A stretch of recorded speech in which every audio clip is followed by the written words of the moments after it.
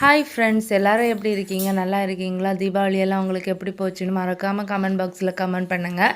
நேற்றுக்கு பக்கத்து வீட்டில் எல்லாம் பட்டாசெல்லாம் வெடிச்சிட்டு இருந்ததை பார்த்துட்டு ஃபியானா எனக்கு பட்டாசு வாங்கி தாங்காமா அப்படின்னு கேட்டுகிட்டே இருந்தாலாம்.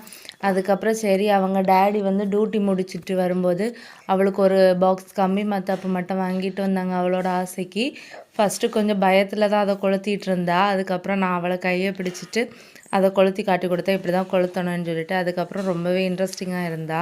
அந்த ஒரு பாக்ஸு கம்பி மத்தாப்போ பார்த்ததுமே அவளுக்கு ரொம்பவே சந்தோஷம் ஆயிடுச்சு.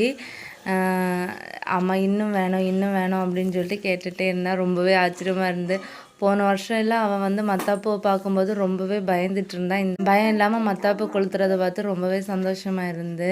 இன்னைக்கு பிரேக்ஃபாஸ்ட்டுக்கு சிக்கன் குழம்பும் சப்பாத்தியும் தான். சப்பாத்தியை பாருங்கள் கரிஞ்சு போயிடுச்சு. இதை வச்சு தான் நாங்கள் இன்றைக்கி சாப்பிடணும். சப்பாத்தி எப்படி கரிஞ்சுனே தெரியல, அது அப்படியே கரிஞ்சிடுச்சு. அப்புறம் அந்த சிக்கன் கறியில் கொஞ்சம் எடுத்து நிலாவோட வாயில் தொட்டு வச்சேன். நிலாவுக்கு எரிப்பு போல் அவன் முகத்தை ஒரு மாதிரி சுரிச்சிட்டு இருந்தா. ஃபியானாளுக்கு வெறும் சப்பாத்தி தான் கொடுக்க போகிறேன்.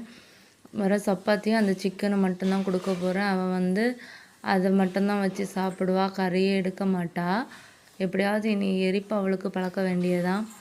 உங்களுக்கு சப்பாத்தி கூட எந்த காம்பினேஷன் பிடிக்கும்னு மறக்காமல் கமெண்ட் பாக்ஸில் கமெண்ட் பண்ணுங்கள். வீடியோ பிடிச்சிருந்தா லைக் அண்ட் சப்ஸ்கிரைப் பண்ணுங்கள். பாய்.